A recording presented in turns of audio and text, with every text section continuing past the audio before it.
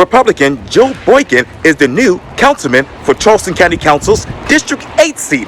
He talks to me about what he'll do on council and his big win on Tuesday night for this edition of Quintin's Close-Ups. And if you haven't already, subscribe to my YouTube channel and like Quintin's Close-Ups on Facebook. Councilman-Elect Joe Boykin, welcome back to Quintin's Close-Ups. Quintin, it's always great to see you and sit down and talk with you. And congratulations to you. Thank you. I am just overwhelmed and humbled and honored to be able to represent District 8 on Charleston County.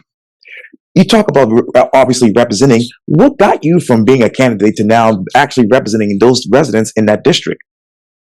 I think it was just a lot of hard work and engagement with the folks in District 8. I went out and along with Darlene Dunmeyer, we teamed up and we knocked on over 2,000 doors. And I think that engagement with the voters in person, one-on-one, really made a big difference in our campaign. What was that engagement like? It was really one of the best experiences I've ever had. We had a very diverse community, and it's widespread, but Johns Island is kind of the population center. And, hearing the concerns, obviously traffic, development, all those things were key. But I think they really appreciate the fact that someone came and knocked on their door. They didn't send a surrogate. They got the person that was running for office. And I mean, it was well received. They said, "Man, I can't believe you stopped by my house. It's so good to see you and speak with you." And I think that engagement really made a difference. And I think those folks went and spoke to their neighbors, the doors where people weren't home. And I think it truly made a big difference. And for me, I've met so many more of my neighbors, and I've got names and phone numbers and addresses. And one of the things I told them that I think really meant something to them is I said, that phone number that I'm giving you, I've had it for 25 years. I had it when I was an ATF agent, and they let me keep it when I retired. And I said, whether I win or lose, you got me. So you talk about Johns Island being obviously the population center. When did that happen? It's happened. It's been steadily happening. I know you're familiar with the 2020 census. Yeah. Just in the 10 years that preceded it, from 2010 to 2020, Johns Island itself, the island, its population increased by 50%. That's amazing. That's 5% a year. So that's an incredible growth rate.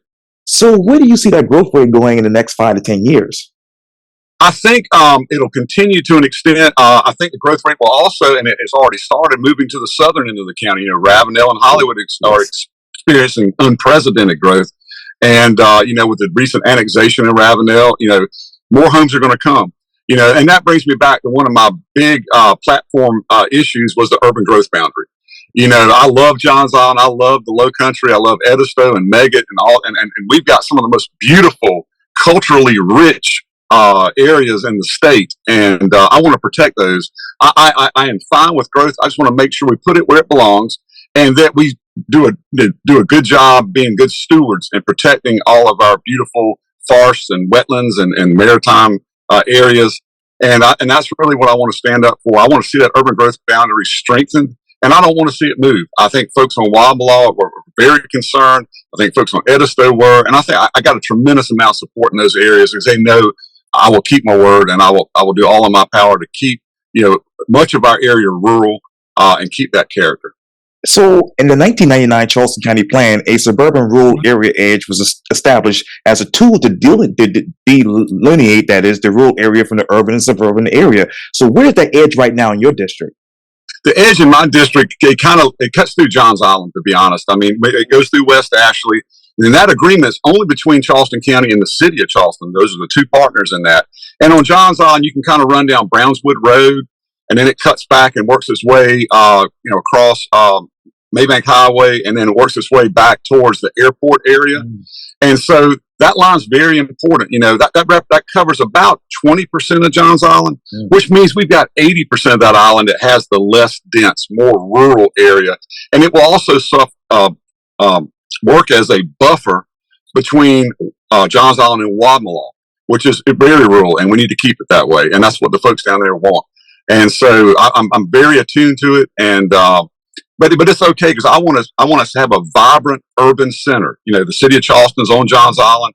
I want that area to be as accommodating and support livability. I want us to be able to have the types of stores, medical resources, other things like that, that folks on Johns Island and Wamala and even Kiowa and Seabrook won't have to leave Johns Island. That'll help with traffic. That they can get all their needs met on Johns Island, and I think that would be a great use of that urban center. And how consistent, Joe, do you think the county's urban growth boundary will be in the next 10 years? Well, if I'm there for the next 10 years, I will fight to keep it consistent. That concerns me. I think there have been those in the past that see that urban growth boundary as a tool to slow growth, but not stop it, or a line of demarcation. And my concern was that future councils may want to move that line further and further and further out, which means a very more urbanized Johns Island and in the Low Country. And I think it needs to be made permanent. I don't think we need to move it anymore. And that's my position. And I hope more folks will join me in that, because, the island can only accommodate so much. Our roads and traffic are insane. And I think we need to be smart. I hate that we're always 20, 25 years behind in the infrastructure battle to try to keep up with the growth. And I want to change that. I want to make things more concurrent. Well, yes, absolutely. And a lot that word concurrent, by the way. But let me ask you this. Okay, so where is that infrastructure right now for Johns Island? 12 years too late. That's where it is. I'll say this. The main road corridor has been funded for over 10 years. Right. And my question is, why is it still in the design stage? Why are we still having these discussions about what we need to do or not do? And while we're on that, I'm going to bring up a subject that's very near and dear to my heart. One of the proposals right now, Quintin, is segment C of that main road corridor to 5-lane Bohicket Road. I am completely 100% unequivocally against that. That is a scenic highway. They're going to have to condemn property, maybe even tear down some houses. A lot of grand trees are at stake, wetlands and everything else. The thing that amazes me is the logic behind this. That's not where our traffic congestion issues are. Our traffic congestion issues are in segment B, which is that main road segment between the Limehouse Bridge and to Maybank Highway. We've got St. John's High School and Angel Oak Elementary right there at the other end of Chisholm.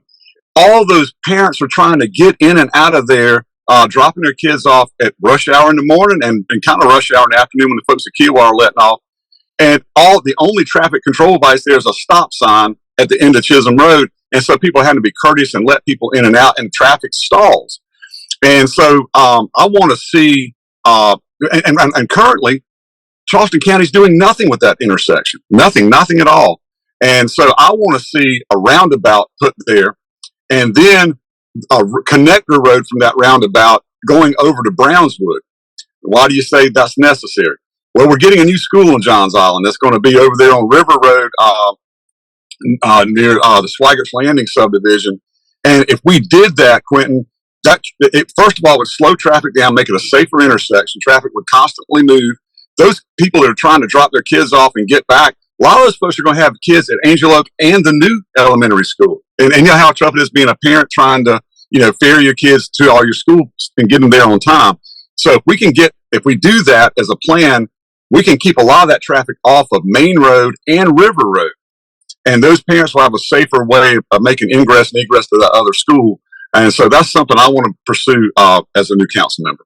And in that area, where else would you want to put roundabouts? Well, I'm a big fan of the roundabouts. And first of all, I'll run down this short list. Number one, being a former law enforcement officer that worked fatal accidents, a lot of those were T-bone collisions and high speed, like we see at Main and 17. What it does is it slows traffic down, but it doesn't make traffic stop. And so we avoid the 90-degree collisions at high speed, saving lives. Secondly, again, it constantly moves. You don't have the cycling of a traffic light start and stop and get that accordion effect. And then the other thing is, as we all know, we're prone to hurricanes and storms here in the Low Country. And guess what doesn't happen at a roundabout? No power goes out. It makes the traffic lights go out. And then we tie up our public safety personnel to go direct traffic. So, and the last thing I'll say about roundabouts, it is consistent with our rural island character. It looks like a more rural landscape, and I think they're more attractive than a bunch of traffic like strung everywhere. And so the other roundabout locations, obviously we're going to get one at Main, Chisholm, and River, which is very well needed. I'd like to see, other roundabouts, which could be Brownswood Road and Main Road, and also the main Maybank and Bohicket intersection. Sure. And a lot of people are hesitant to cozy up to a roundabout, and I think a lot of it's a lack of information or lack of familiarity. But I always refer to them. Look at the new roundabout they put at Camp Road and Riverland Drive, or Riverland Terrace, or Riverland Drive, I guess it is. And that works perfectly. And I always point to them to the huge roundabout right there at Kiowa, right there at Kiowa and Seabrook and Freshfields. Right. Think how much traffic goes through that one. So if they're built right and they're engineered right, I think they work very well. So, and I want to get back to that in just a second, but Sure. when you go back to segment C, has the county actually done an environmental study on this? I know they're going through NEPA. Well, they're working on it, but right now they're in NEPA right now because that's the reason we have all these alternatives. Sure. And so they have not voted on a final version, but when I get on council, I'm going to advocate and fight to derail this whole, basically it's a Betsy Carrison extension. And my argument to them is, we have two roads at the end of Betsy Carrison. We have River and Bohicket. Those two roads are essentially a 4-lane road if you add them together. So, folks, if one road gets a little congested, they have another avenue they can take. And so I see that that's unnecessary, of extending Betsy Carrison all the way up to Maybank. And in the last part of my logic, why do that? If you extend it all the way up to Maybank Highway, now you got two-lane roads. Maybank's still a 2-lane road, and Main Road at that B section is still 2 lanes. So you're getting them there faster to be congested. It just simply doesn't make sense. And what are you hearing from the voters on this? They don't like the idea of River Road being 5-lane. I mean, all the Johns Island, they love. I'm sorry, Bohicket Road. Bohicket and River are just two scenic, beautiful. I'm sure you've ridden on them, the oak trees and everything.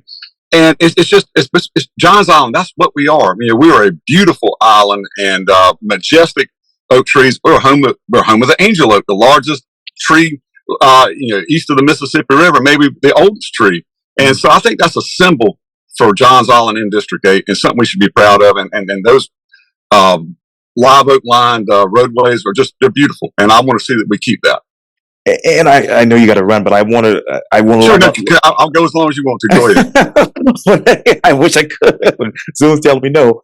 But what else? Well, and I'll ask you about this in January when I get to do another interview with you. But yes, sir. Let me ask you this: how many homes so far in your district have been built at a fairly consistent rate? Well, I know they're in the tens of hundreds. I don't have an accurate number right now. I knew at one time we had somewhere around 6,000 or 7,000 homes that were in the pipeline. And but I don't have a number right now how many of those have actually been constructed. But I will tell you, the Sea Island Preserve that was built on Main Road, I know there's several hundred homes going in there. I know there are new phases to, I think it's St. John's Lakes off of Fickland Hill Road, that they're expanding that. So there's a tremendous amount of construction going on right now, and more to come. But my position on that is, long as it's done right and it's done within that urban growth boundary, that's fine. But I also want to see that we get retail and medical and other amenities on our island to service all those people. Because if we don't have them in that urban center, they've got to drive on and off Johns Island, which exacerbates traffic. And I also would like to see us, I call it our town center, right there along Maybank. I'd like to see that. I'd like to see the road at least get a center turn lane on Maybank, so cars don't have to wait for people to turn, off the roadway. And I'd like to see a multi-use path put down alongside there, so folks can walk and bike and get to these amenities that I speak of without having to get an automobile. That brings me to my next question, and that is a big topic that has been going on for decades. 526. Yes, sir. The cost of the 526 extension over Johns Island is now $2.35 billion. DOT Secretary Christy Hall says the previous estimate for the extension is outdated, and a lot of things contributed to the new price tag that is for the project. So when you look around the island, Joe, what are the current market conditions for construction for this? Well, here's the concern, Quintin. The previous county council entered into a three-way contract with the State Infrastructure Bank and the Department of Transportation. And what I was really concerned about, and I'm very concerned about, is the fact that I know the $420-something million was very attractive, and they entered into this agreement. But the way they did it, Quintin, is they said, we'll take care of everything else. No county I've ever heard of has ever taken on that size of a project alone. And there's no way Charleston County can raise that kind of money to complete 526 in our present situation. So I think right now we've got to look at alternatives. I think, I like the idea of if maybe we can build the first leg of it. Maybe we can get it from West Ashley to Johns Island. Okay. And maybe we can find the funding mechanism to get that done. And, if a toll road is an option, and I don't know that it is because I need to see what the revenue looks like. I need to see how much traffic's going to use it. And is that a feasible idea? And also, I think we're going to have to go back to the state, DOT specifically, and say, okay, this turned out to be something way beyond anyone's imagination with these numbers that they hold to be true. And we need more money. More than what we settled for the first time. And I don't know what their temperature is going to be on that. But I'm also concerned if we can't find a way to raise this money, is the county now on the hook for having to pay hundreds of millions of dollars back to the state? These are all questions I can't answer right now, but when I get on county council, I want to sit down with Jim Armstrong and other people that are involved in this project. Obviously, the Secretary of Transportation, and all those, and I need to get up to speed on it. So I still believe that the Mark Clark Expressway is a viable, necessary infrastructure project, and I support it, and I've always supported it because it alone won't fix everything. We've got to make sure we keep the money that's committed to these other improvement projects where it is. I do not support moving $1 away from those to put into Mark Clark, and I've always said that. So in the meantime, while Mark Clark is idling over there till we can figure out how to pay for it, we need to push like gangbusters to get the main road corridor done properly, get the flyover at Main and 17 done, and any other intersection improvements we can do. Among those, and you're going to agree when I say this, I love trees. Nobody loves a tree more than I do. And on the BZA, I always work hard to try to find a way to save a tree. And I'm concerned that we've got this hot mess of a 3-lane issue on Maybank Highway. We've got a 4-lane Stono Bridge, and we've got 2 turn lanes off River Road going onto Maybank, leaving Johns Island, only to be condensed down to 3 lanes. In other words, it goes 2 to 1, and then it pops back up again. And I know the issue was trees, and again, I love trees, but I think that's something that needs to be addressed. We need to have 4 lanes on and off of Johns Island right there. I think it's confusing when folks have to take a double turn onto that road and then immediately squunch down, do the zipper as they call it, merge, and then only to unzip and come right back out. It's almost like having a kink in a hose. So that's how I see it. Do you feel that Charleston County is going to actually make that a reality? I don't know till I get there. The other thing is I do know the Northern Pitchfork is funded, and they're working on that. Right. And we need to look again at the Southern Pitchfork. I think there's viability there. My understanding in the planning, and I could be wrong, but my understanding is if the Southern Pitchfork can be built, it will come out right near Cane/Slash Road, and we could put a roundabout there on River at that intersection so the people could get across there, and then have a road that runs down Cane/Slash, and maybe perhaps get that road tied back into plow ground. I think of it as a parallel roadway that would help, again, take traffic off of Maybank and River Road. So going back to 526, Joe, what should be the funding plan that the Charleston County Council and the Charleston County government should lay out to the voters? The answer is I don't know. And the reason I say that is I've got to sit down with financial folks, and I got to understand, I mean, we can't bond $2 billion. But I don't know that Charleston County has that kind of capacity. If we did, that would mean there'd be no bonding for anything else. And what's the debt service on that? I mean, the thing is, I'm willing to sit down with everybody and have real conversations, and I want to work together to get that project done. But we can't do it at the detriment of the taxpayer or Charleston County's credit rating. And so we've got to be really careful, and we can't take missteps. And so, what is that credit? I know you're not on the council yet, but where do you see that credit rating heading next with this 526 project in place? Well, what I'm worried about again is if the Department of Transportation or the CIB is not willing to renegotiate, are we in a libelous situation, or vulnerable situation where we're going to have to pay a bunch of money back for something that never got built? If you kind of see what I'm saying. I mean, I know there are performance requirements in there, and so I need to sit down with the county attorney and get advised. And there's a lot I don't know, Quintin. I'm sorry I don't, but I'm a quick read. So yes, when I get in there, so I don't want to comment on things I simply don't have the information. Right. But I'll tell you the best I know. Yes, sir. Oh, I completely understand. So, and again, I know you're not in office yet, but what preliminary work do you expect before this project 526, the extension, is actually shovel ready? Well, I know NEPA's got to get done, and I know I'm not sure if they have to finish the purchasing of the additional easements they don't have for the road. Right. So again, I'm not all up to speed on everything that needs to be done, but I'll get the benefit of that as soon as I sit down and get on council. And I say that I'm not waiting for that. Right. I plan on sitting down with Jim Armstrong and other folks to get us educated and up to speed even before I take that seat. And speaking of taking the seat, where do you see the balance of power on county council heading? Well, I'll tell you who I am. My brother and mentor, Abe Jenkins, it broke my heart to lose him. It doesn't feel right to have prevailed in this contest without him standing beside me. I'm a very moderate Republican. I'm a Reagan Republican. I'm very bipartisan. And so I'm excited and willing to work with everybody. I really don't care what party you're with. It's about doing what we can for the folks and doing our best.